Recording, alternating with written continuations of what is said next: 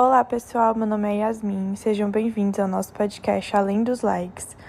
Esse podcast é parte do trabalho de extensão da nossa disciplina de Análise Econômica do Direito e aqui a gente vai procurar entender o que realmente está por trás da cultura atual de consumo. Nosso ponto de partida é o tema Educação Financeira, Consumo e Endividamento, em sintonia com o ODS 12 da ONU, que fala justamente sobre o consumo e produção responsável. Para isso, a gente resolveu olhar com atenção para uma figura que influencia e muito nossas escolhas, que é o influenciador digital. A gente vai falar como eles surgiram, como eles conquistaram esse espaço no mercado e como eles se transformaram em um verdadeiro canal de vendas com as suas publis, né? E mais do que isso, como muitos deles se tornaram marcas por conta própria. A gente também vai discutir o impacto dessa influência no consumo da adolescência, que é uma fase de muita construção de identidade e, ao mesmo tempo, muita exposição para o próprio marketing digital, né? Tudo isso vai nos levar a uma questão muito essencial, que é como praticar o consumo consciente em meio a tanta influência e tanto estímulo. Esse é o nosso convite para você refletir com a gente sobre como consumimos, por que consumimos e o que podemos mudar daqui para frente. Com vocês, nossos integrantes Isadora, Bruna, Carolina, Catarina, Cecília, Júlia e Mariana. Bora começar? Eu sou a Catarina e aqui venho ressaltar sobre um dos temas abordados no nosso podcast, a influência digital. Um digital influencer é uma pessoa que se utiliza das plataformas online como Instagram, YouTube, TikTok, para criar conteúdo e influenciar o comportamento, as opiniões e decisões de compra do seu público.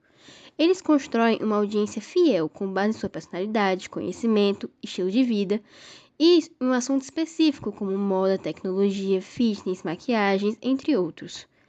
Mesmo que a ideia de alguém utilizando sua própria imagem para vender produtos não seja atual, já que na nossa sociedade estamos acostumados há anos a ver estrelas de cinemas ou supermodelos em propagandas, a internet gerou um novo fenômeno, onde se pode transformar seu estilo de vida em um produto e vendê-lo para sua audiência. Entretanto, podemos perceber que, com uma nova profissão, é necessário que haja uma reflexão sobre a ética e a responsabilidade desse ofício, principalmente quando estamos falando sobre lidar e influenciar pessoas. Oi, gente, meu nome é Mariana Freitas e eu fiquei responsável por falar um pouco sobre o mercado de consumo aqui no nosso trabalho. O mercado de consumo voltado para os influenciadores digitais tem crescido bastante nos últimos tempos e diretamente relacionado a isso está o aumento do poder de consumo por seus seguidores. Os influenciadores têm a confiança de seus seguidores, o que os torna cada vez mais eficazes na promoção de produtos e serviços. Geralmente, as marcas escolhem nichos específicos, como o de beleza, fitness, tecnologia, para atingir realmente o público-alvo. Na minha opinião, eu acredito que hoje em dia os seguidores valorizam muito a transparência e a autenticidade nos conteúdos das redes sociais, como vídeos mostrando a rotina, família, situações cotidianas, o que cria realmente um sentimento de amizade, de confiança naquele influenciador. Ou seja, quando o influenciador publica um vídeo de publicidade de uma forma mais orgânica sobre certo produto, acaba aumentando para aquele seguidor o desejo de possuir o produto recomendado. Essa influência tem sido estudada e reconhecida como um fator crucial nas estratégias de marketing, porque os influenciadores eles não apenas promovem um produto, mas eles também moldam a percepção do consumidor sobre aquela marca. Foi publicado na revista Exame uma pesquisa que revelou que 78% dos consumidores brasileiros confiam em recomendações de seus influenciadores, porque eles trazem realmente esse sentimento de amizade, de confiança, principalmente os micro-influenciadores, já que a confiança e a autenticidade são considerados fatores chaves para que os consumidores se sintam mais à vontade em adquirir certo produto ou serviço recomendados por eles, coisas que grandes celebridades talvez não consigam transmitir de uma forma leve, orgânica, para quem assiste aquele conteúdo. Com seus milhões ou quase milhares de seguidores, eles usam realmente o seu perfil como fonte de renda. Com eles possuem o poder de influenciar diretamente no poder de compra de outras pessoas, na divulgação de marcas e recomendando produtos e criando tendências que podem ajudar empresas com as quais fecham parcerias a vender mais e conquistar melhores resultados, sendo isso um ciclo que quanto mais o consumidor compra aquele produto, mais aquela marca procura aquele influenciador para aumentar a divulgação daquele certo produto, já que é um ciclo que está dando certo hoje em dia nas redes sociais. Então, assim, é um assunto que vem ganhando cada vez mais pauta hoje em dia nas redes sociais e entre profissionais da área econômica ou tecnológica. É também importante que os influenciadores tenham consciência daquela influência que eles possuem, escolhendo para qual tipo de produto ou serviço eles vão fazer publicidade. Como hoje em dia é muito comum a publicidade de bets, né, de aplicativos, de jogos de azar, que podem trazer o endividamento daquele seguidor, daquela pessoa que acompanha, né, que confia no que é dito nas redes sociais por aquele influenciador. Então, assim, é muito importante também que o telespectador, aquele seguidor, saiba que qualquer atitude dele talvez possa trazer consequências diferentes daquela divulgada na internet, né? Então, e os influenciadores também terem consciência daquilo que eles estão influenciando para os seus seguidores, que realmente tem pessoas que confiam, que por falta de informação ou então por falta de conhecimento sobre o assunto, talvez tenham consequências de endividamento ou consequências mais sérias do que o realmente divulgado, né? Então, é um assunto que com certeza tende cada vez mais a crescer. Acredito que os influenciadores digitais são as novas apostas das marcas hoje em dia para divulgação, por meio das redes sociais, que podem ser Instagram, YouTube, Facebook, nós temos diversas. E eu espero que eu tenha conseguido explicar com uma linguagem mais simples e de uma forma mais clara de como funciona um pouco do mercado de consumo voltado para os influenciadores digitais hoje em dia. Oi, gente, tudo bem? Então, para continuar nosso podcast, eu vou trazer um assunto que eu acho super relevante para tudo isso, que é como o influenciador se tornou um meio de vendas, através das publis, das propagandas, como que isso se tornou uma maneira de vender algo. Então, você já percebeu como hoje em dia a gente é influenciado a consumir o tempo todo? Mas não é mais só com propaganda de TV ou com outdoor. Agora é no nosso feed, é no story, na timeline. E o mais curioso é que nem parece propaganda. É sempre aquela coisa, gente, isso aqui não é publi, mas mudou minha vida. Ou, por exemplo, usa meu cupom para garantir o seu também. A gente nem percebe, mas em segundos já está clicando no link. Adicionando no carrinho, sentindo que precisa muito daquilo. E o poder disso vem justamente do jeito que eles falam. Não sou como uma marca tentando vender, sou como um amigo te dando uma dica.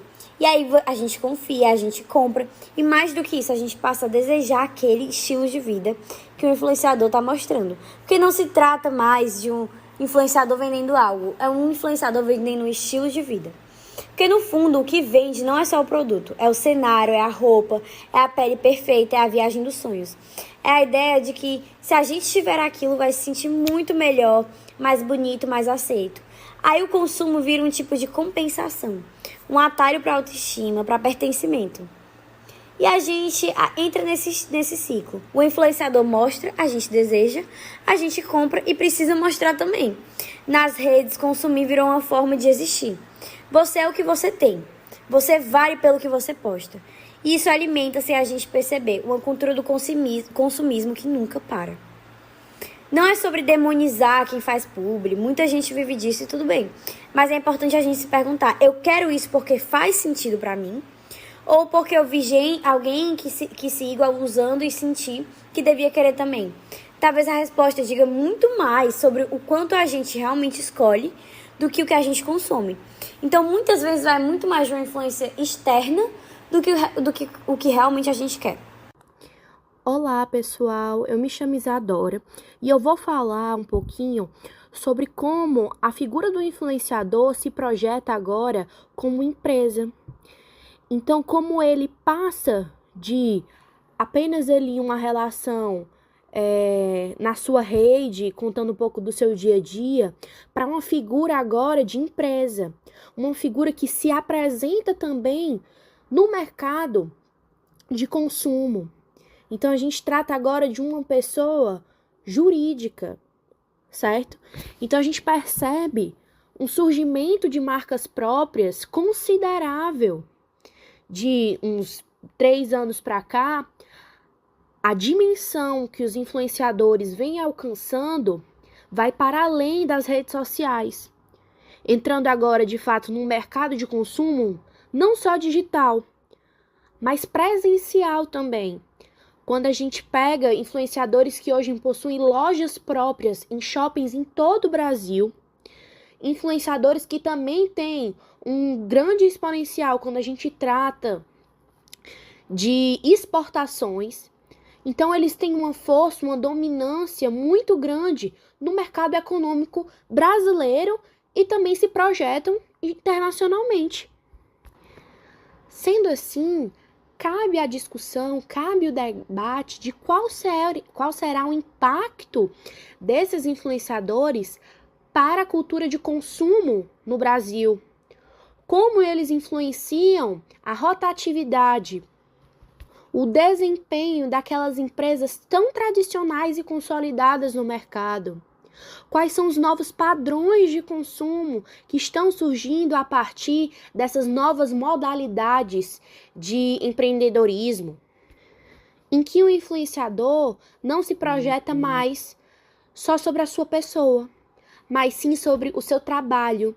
E não só como uma marca própria no sentido de produzir algo palpável, algo que pode ser comprado pelo público, mas também de vender a sua imagem como forma de publicidade. Então, até que ponto isso vai ser benéfico? Até que ponto isso não vai impactar diretamente naquelas empresas tão consolidadas no mercado? Até que ponto vai a credibilidade, vai a confiança de nós, enquanto consumidores de conteúdo, a ponto de comprarmos, a ponto de consumirmos alguma coisa que é divulgada, que é criada, que é ofertada pelaquela pessoa que não será mais apenas uma pessoa física, mas também agora se projeta como uma pessoa jurídica. Então, nós iremos explorar também esse âmbito da figura do influenciador na sociedade. Olá, pessoal, eu sou a Júlia Lopes, sou aluna do 3º semestre de Direito da Unifor. E bem, sendo esse um episódio introdutório sobre um projeto feito por jovens, para jovens, sobre um tema tão importante quanto a análise do papel do influenciador no impacto da cultura de consumo, eu acho muito válido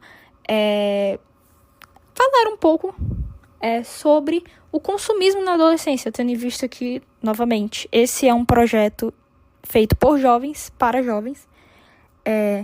Então, eu acho muito importante abordar o consumismo em si, mas numa fase tão importante quanto a adolescência, porque se nós formos para um lado mais conceitual e até mesmo psicológico da adolescência, ela é uma fase cheia de confusão e autodescoberta. Ela é uma fase em que nós buscamos nos entender, moldar nossa identidade e exteriorizar essa identidade. Porque nós saímos muito daquele ambiente familiar, onde nós éramos condicionados desde o nascimento, e nós temos contato com um ambiente social, um ramo maior de pessoas, outros adolescentes, inclusive, de vários nichos diferentes. É a fase onde nós começamos a ter contato com várias pessoas diferentes. E esse contato vai moldando a nossa identidade pouco a pouco. A nossa identidade, ela é fruto do contato, de diversas formas de contato com outras pessoas ou com outros meios. Bom, se nós formos elaborar um pouco esse conceito, nós podemos pontuar que a geração Z, que é essa geração ali de 2000 até 2010, por aí, ela foi a primeira geração que cresceu, se desenvolveu e continua crescendo ao lado da tecnologia e das redes sociais. Então, é de extrema importância entender que a geração Z, o foco nela, principalmente nos adolescentes, nos jovens adultos de hoje, eles cresceram com a tecnologia, com as redes sociais. e vem crescendo com elas. Então, a geração Z é a primeira geração que nós podemos acompanhar os impactos que as redes sociais trouxeram na saúde mental e no desenvolvimento desses jovens como um todo. Por exemplo, com os influenciadores, com as redes sociais, processos de autodescoberta se tornaram muito mais complexos e difíceis, porque todo mundo, principalmente durante a adolescência, passa por altos e baixos. E isso é fato, todos nós passamos por isso. Principalmente numa fase onde a distorção de imagem é muito grande, por exemplo. Então, para um jovem crescer com redes sociais como o Instagram, onde muitas pessoas mostram uma vida que muitas vezes elas não possuem, há um compromisso desses influenciadores de fazer com que isso não afete a saúde mental dos jovens. E há também toda a questão, focando nessa questão de imagem, sobre como os jovens se enxergam, porque, novamente, indo para a questão da distorção de imagem. O jovem que cresceu com as redes sociais, ele é bombardeado de diferentes tipos de pessoas, e aí vem a comparação, aí vem a questão da saúde mental, aí vem muitas questões mentais, o jovem já passa por muitas questões, por ser uma fase de autodescoberta, desenvolvimento e confusão, como já comentei. E tem toda a questão da pressão social. Por quê? A adolescência é uma fase onde todos nós buscamos por aceitação e reconhecimento por iguais. Nós buscamos o nosso nicho, nós buscamos o nosso ambiente, nós buscamos aqueles com que nós possamos nos identificar. Então é muito importante essa questão da pressão. E aí o consumismo entra muito aí, por quê? A mídia, como nós falamos de redes sociais e tecnologia, a mídia, ela trabalha muito nisso, ela influencia muito o jovem. Por quê? As mensagens publicitárias e os conteúdos exibidos em diferentes plataformas, eles moldam o desejo e a aspiração. Então, isso cria um ambiente muito propício para consumo, porque, veja, o jovem está na rede social e aí aparece a propaganda de um determinado tipo de maquiagem para uma moça, por exemplo. Ela fica condicionada a comprar. Por quê? Porque aquela propaganda chama a atenção, ela vê todo mundo usando e aí ela quer se encaixar. Ela está condicionada a comprar aquele produto. E o consumismo, já sendo um fenômeno complexo, influenciado por diversos fatores, ainda culmina com a pressão social e as necessidades emocionais da adolescência. Aquela busca por status social, vontade de pertencimento, necessidade de autoafirmação e etc., levam os adolescentes a entrarem, a imitarem esse padrão de consumo.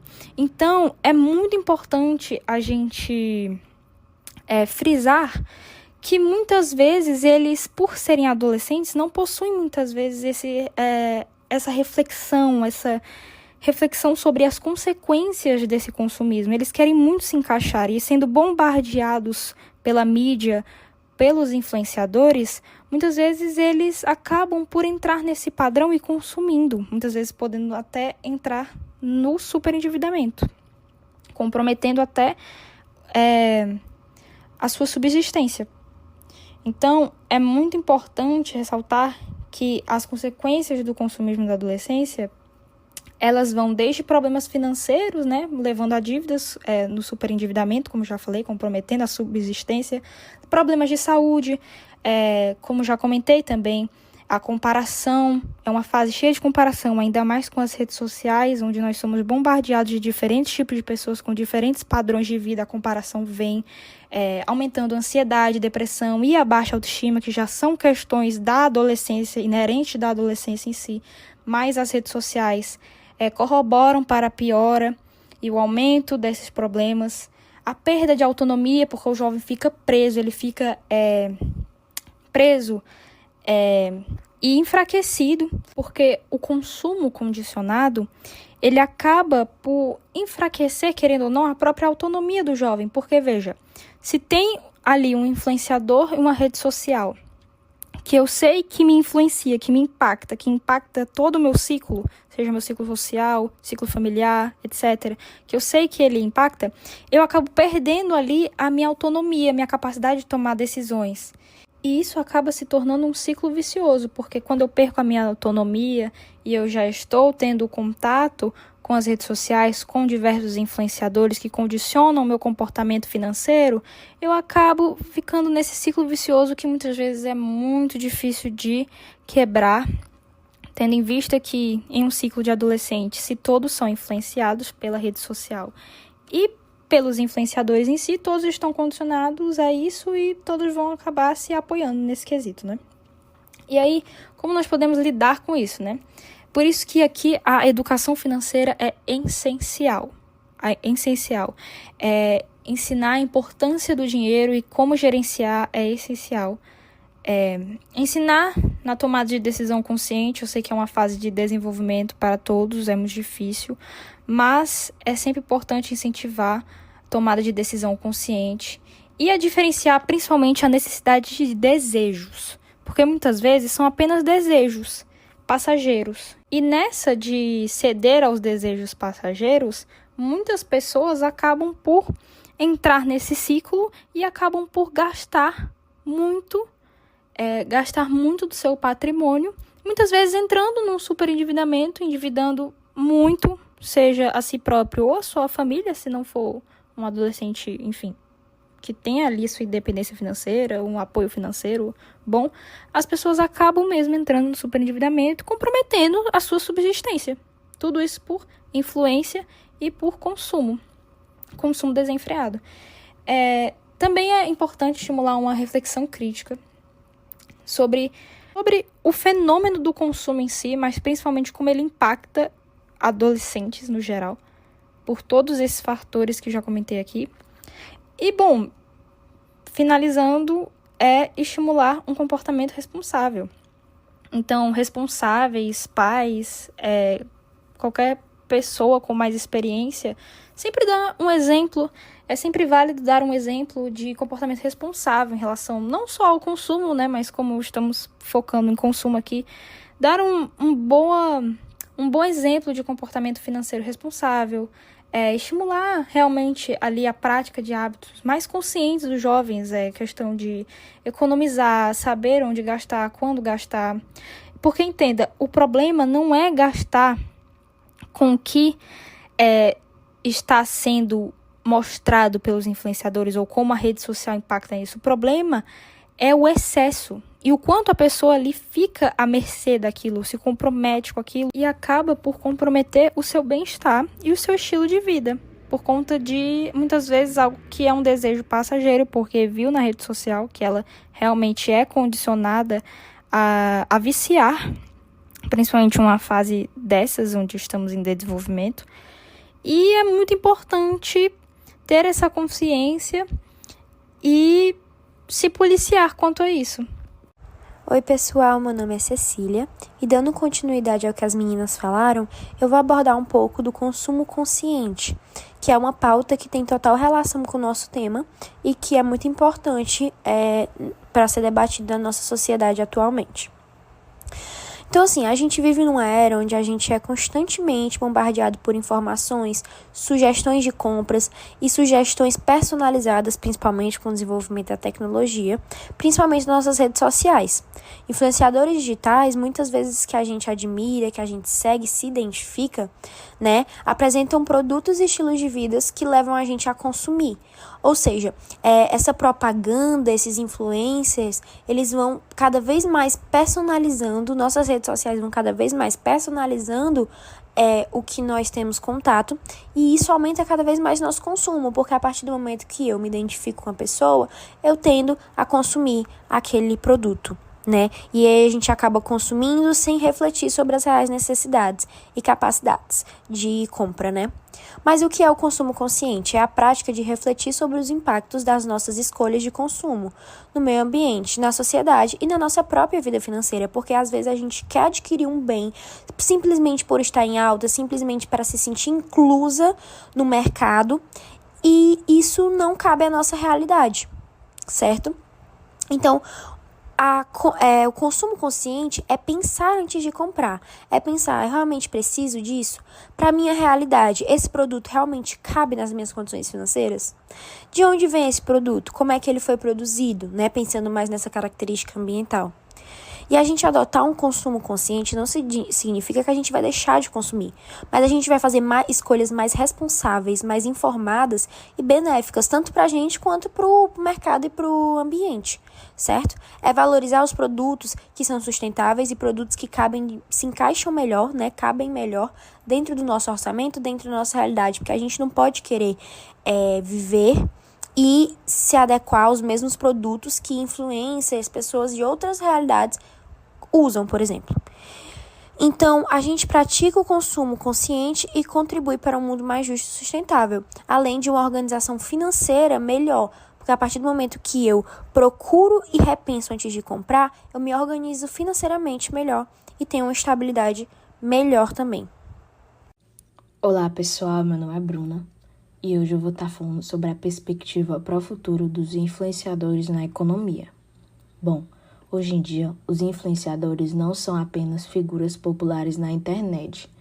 Eles moldam tendências e comportamentos de consumo, atuam como pontes entre as marcas e o público.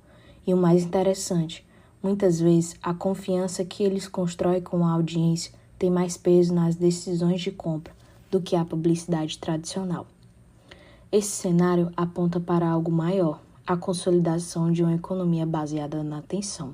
Ou seja, o que realmente tem valor agora é a capacidade de capturar e manter o interesse das pessoas. Diante disso, plataformas como YouTube, TikTok e Instagram permitem que esses criadores monetizem diretamente a sua audiência. Isso abre espaço para novas formas de trabalho e geração de renda, o que desafia o modelo tradicional de emprego e exige que políticas públicas e leis trabalhistas comecem a se adaptar. Mas junto com esse crescimento da influência vem também debates importantes. Questões éticas, responsabilidade e transparência estão cada vez mais em pauta. A gente já vê preocupações com recomendações enganosas, desinformação e até a necessidade de regras mais claras, como a rotulagem de conteúdo publicitário. Logo, o grande desafio da economia do futuro vai ser equilibrar a inovação com responsabilidade, permitindo que esses novos modelos cresçam, mas sem deixar de proteger o público.